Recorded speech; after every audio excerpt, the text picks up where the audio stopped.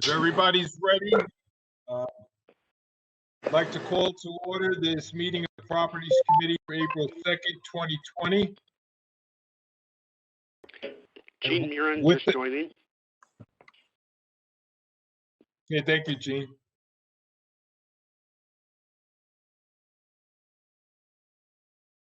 This is Nancy, and I'm here. This is Sherry, and I'm here. Jody Tom, and I'm here. Marshall, and I'm here. Ann Brown, I'm here.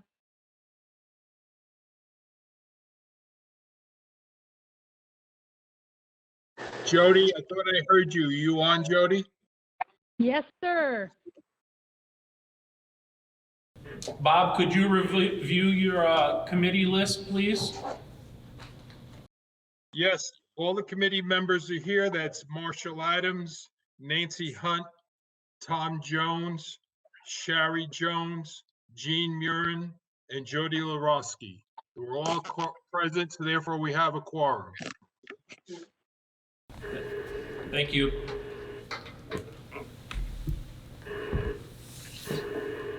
Go ahead, Bob, it's your meeting.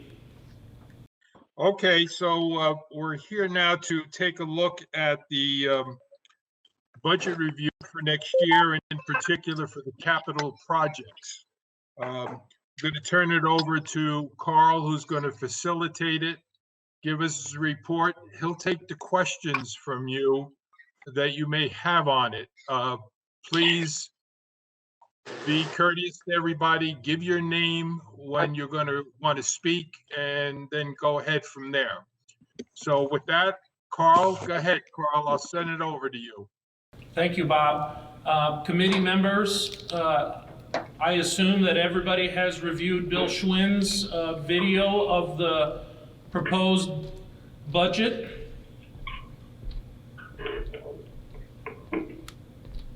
Can I get a consensus that everybody's seen this video? I'm going here. Okay, do we have any questions, starting with you, Bob? Okay, any committee member have a question? Say your name and give it out to Carl. Yeah, Carl, this is Gene Murin. Gene, go ahead. In regards to the capital budget, I believe you're asking for questions in regards to the line items, and I would like to speak to the metal shop addition. Go ahead, Gene. Looking at that proposed budget now, we are, I believe it's nearly $600,000. And that's for a 2,800 square foot addition to the metal shop, the side area where where we encroach on the neighboring car wash, and then the rear to expand the building to the rear of the lot. My question at this point is, there's been a precedence in regards to capital projects recently where clubs contribute to that addition. Has there been a ask or determination as to how much the metal shop needs to contribute to their square foot addition? Okay, so Gene, just to answer all your questions, we are asking for $410,000 of additional dollars from the current fiscal year 1920 of $250,000 for $660,000. We are not asking the club to bring any funds to the table due to the fact that this is a safety and easement issue that needs to be corrected by the rec centers. I would like to comment that the metal shop is our largest contributing dollars in what they pay the rec centers through their sales, their percentage of sales. Have I answered your question?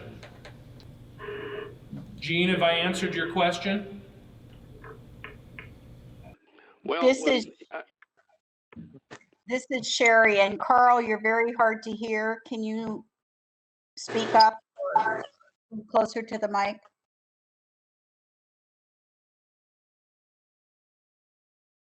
Yes, I will move closer to the mic. Is that better? Thank you. Much better. Gene, have I answered your questions? Yes, in essence you have, but I would say really not to my satisfaction in regards to the club participating in the cost. I think that, yes, the metal shop does a great job with the products they produce and selling through the various craft fairs as well as through the village store, but I don't believe that's entirely acceptable in regards to them not participating in the cost of not only the mitigation issue, but the expansion of their facility. So just to follow up to your point there, Gene, this is not a club request. I'm sorry. I said this is not a club request. The club has approached the rec centers last year to solve a safety issue. And our recommendation is to correct that by providing a building addition.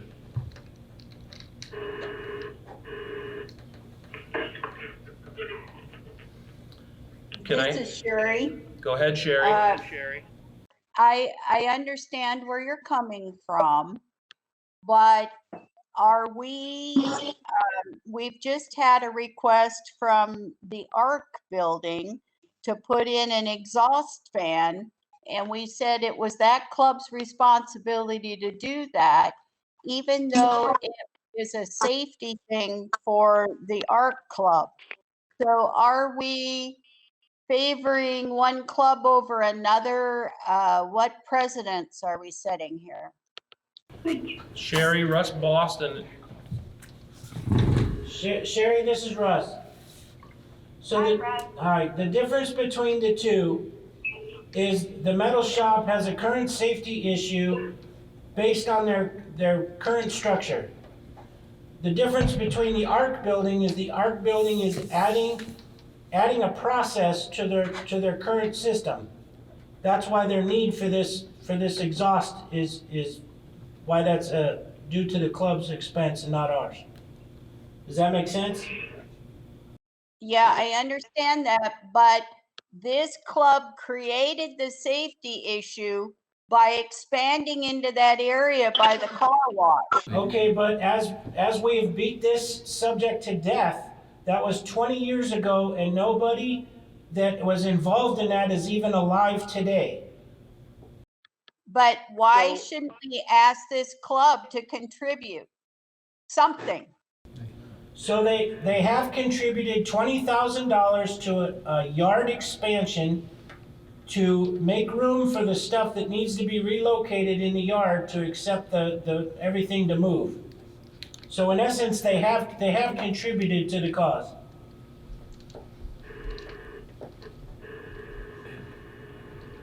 Haven't they contributed over $600,000? And I'm sorry, but I thought we had explained all this in detail, and we were way past this. Well, I know, but this is our final take on this thing, so we need to ask our questions. Sorry, Russ. And the metal shop has been very adamant that they want nothing extra. They just want the problem fixed, which is our responsibility to do.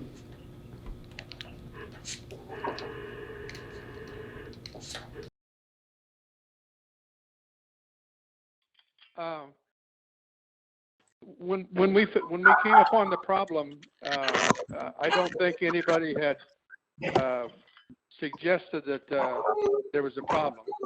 But when that problem arrives, you don't have a choice. We don't have a choice. Right. So when Bill first started, Carl and I took him over there.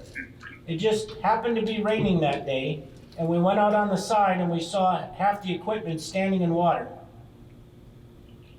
So it would, you know, they were kind of screaming that they had been trying to bring this to people's attention and nobody would listen to them, supposedly. So we came by, we saw it and realized it needed to be fixed. Bill put it in the budget for 500,000. He kind of pushed it quickly, number one, not knowing the process, saw it as a safety issue and wanted to get it addressed. The board was not happy the fact that it didn't follow the procedures, so they agreed to half of what was asked for. And that's where we're at today. Yeah, well, this Marshall again, we have after we have this all researched and everything, we have a tremendous liability problem. We don't have a choice in this, do we? Well, we can permanently close that off and take away with whatever they do over in that area and just take that away from them. That's our choice.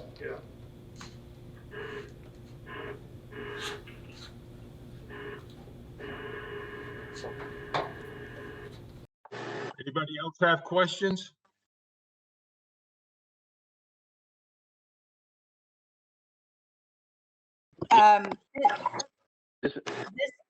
Go ahead.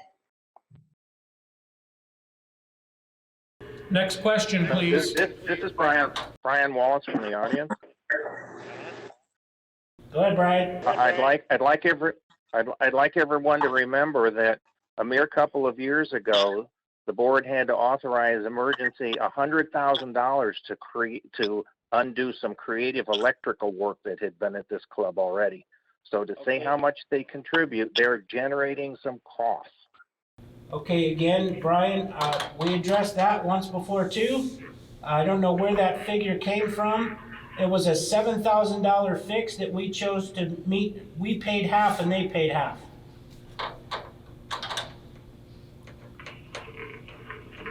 I believe the $100,000 you're thinking about was a lighting project that we did, was an LED upgrade, which we've been doing throughout the entire community. So let's not get those two confused. Hi, this is Sherry Jones. I do have some other questions relating to other things on the video. The mini golf lighting, I realized we were going to change that to LEDs, and that's been taken off. But wasn't there a cost savings we were going to have by switching over to LED? There's always going to be a cost savings, but when we're in a pinch, I can keep changing light bulbs. You know, those particular lights are on for a very short period of time. From the time it gets dark to the time they stop playing, I believe is 9 o'clock. So it's not like they're burning all night. Okay. And I'm assuming some of these things we're putting off will be moved to the next year's budget? Yes, that's correct. In the same process, Sherry, in the same process that I would propose a budget each year with new repair and replacement and bring these items back up. Okay. I have one other question, and that's about the Boomers expansion being removed. Just kind of a concern as a member of the Boomers Club. We took it out of the budget for last year. We're taking it out for next year.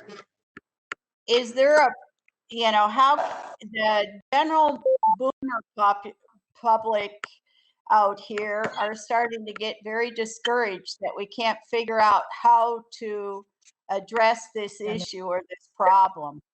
Is there a problem why we're not able to figure out what to do with Boomers?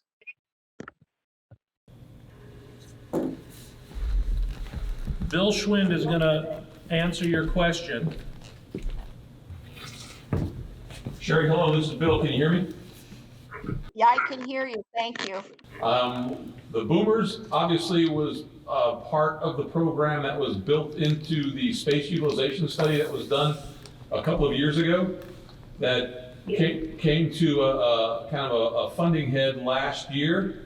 And the governing board basically, again, was staring at a large number as far as the capital improvement budget went, and And ultimately, through prioritization and available money that they wanted to spend, the Boomers Club at that point got postponed a little bit, looking at this fiscal year.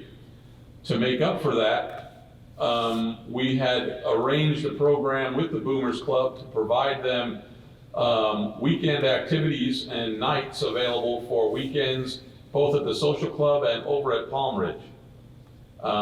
We had negotiated with them and worked with them as to how many nights a weekend they would like, as well as their activities that are continually going on over at the shared facility at Kuntz with the Women's Club. So what had happened last year, as we were approaching the kind of the end of the timeline to get the budget put together, was that the location of the Boomers Club was jumping around various facilities seemingly every 15 minutes. It was, at R.H. Johnson for a little while, and then next to the social club, and then expanding on to the Kuntz facility. We were looking at acquiring some churches that were for sale. So it was just a kind of a non-secured project at that point in time. And the governing board opted to take some time and do some further assessment. We've done that. We've worked with the Boomers Club this year. We have been calculating their attendance numbers at all of the facilities that they utilize, either on a daily basis at Kuntz or their weekend activities that take place in the social club or Palm Ridge. And so in order for the governing board, I think, to make a determination on where this building may go, what the size of this building may need, numbers are really going to tell the story there. Do you need a 10,000 square foot building? Do you need a 6,000 square foot building? Based on need and utilization. And so this is April 2, I believe. Again, in the summertime, a lot of the boomers don't live here.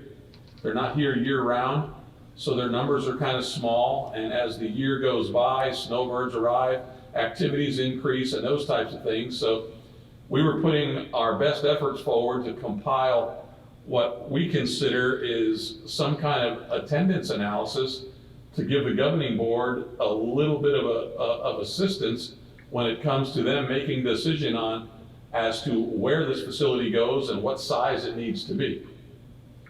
Well, a month or so ago, things changed. And so really our data is what it is. With things closed down, obviously they're not doing any kind of social events, nor is anybody, thank God. And we can, move this thing forward, when the time comes. But unfortunately, as we sit here today, we kind of hit a bit of a stall. So with that in mind, that kind of steered our direction as far as, what projects can we potentially take a time out on, trying to get a budget approved with the social situations that we're dealing with and the health situations that we're dealing with currently.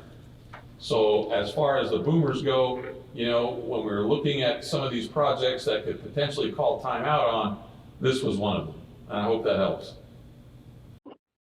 So Bill, if we call time out on this and it doesn't go into this budget, how long would it take before we are ready to address this again and actually see some work done on it?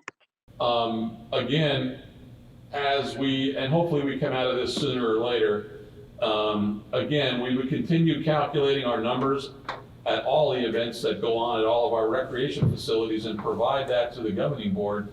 And I think we would be back staring at a clock. If we could take this year right now and move it to 2021, we'll be in the same boat.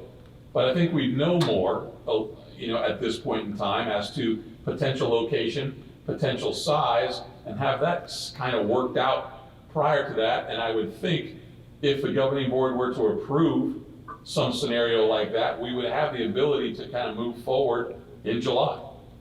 But it would be a year from this July.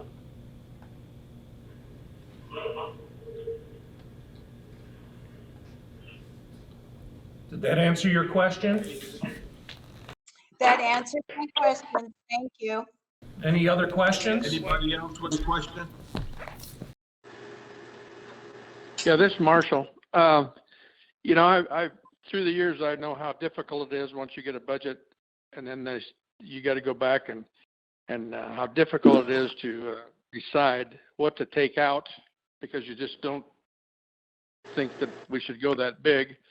And I know how difficult that is. I think you guys have done a great job of that. Thank you, Marshall. Any other questions? Hi, this is Jody. Go ahead, The Jody. question I have is, I already actually sent a note to Bill and Pete and Jim Sloan and copied Bob. We're now having the rec centers closed for a good 48, 50 days minimum. And lucky for us, we're able to do maintenance and other things while we have the general public out. But I took a look at the budget on page 1 of 4. Actually, not 1 of 4, 2 of 4, when we start looking at dues and fee descriptions. And I think we are setting ourselves up for a big pushback, and we're not spinning it well when we are going to look at raising dues $17. I know it's only 3.54%, but if you counted the days that we're off, and I ballparked estimate, that would be $63 if we were going to pay back our members for the days they didn't get to play in our facilities. And then to add insult to injury, you're going to do a $17 raise of the dues. I think it would be prudent to look at keeping the dues the same for the top 3 items, which is, you know, members, associates, and landlord additional card, and the tenant 6 to 11 months or 6 to a year card, keeping that at $480. My ballpark was about 500,000, and if you go back to page 1 on the budget at the bottom, it says we have a I think the proper word is excess of revenue over expenses is 2,900,000 and change. I think if we took that 500,000 that we would drop from not having that raise in dues, you would have a lot more community support. I really think this looks bad from a member status, and we're not buying any goodwill, and we're not a city, a normal city where you can usually tax or find other monies to shift. And I strongly recommend that we keep next year's dues at $480, and then the next year you might want to go to $500. An even number, people usually buy that. $497 is kind of a cute number, you know. And that way, for this next year, don't hit the residents, because right now we're feeling hit already by not being able to use our facilities. Thanks for listening. All right, Jody. Thank you, Jody. As I had said to you in my comment, I appreciate that, but let us try to just concentrate on properties right now, because we have to get this moving on for the budget. Okay, is there anybody got any other questions? I didn't know the appropriate way to get it in, so I wanted to make sure it got brought up at this meeting. Okay, thank you, Jody. Now, are there any other questions on properties?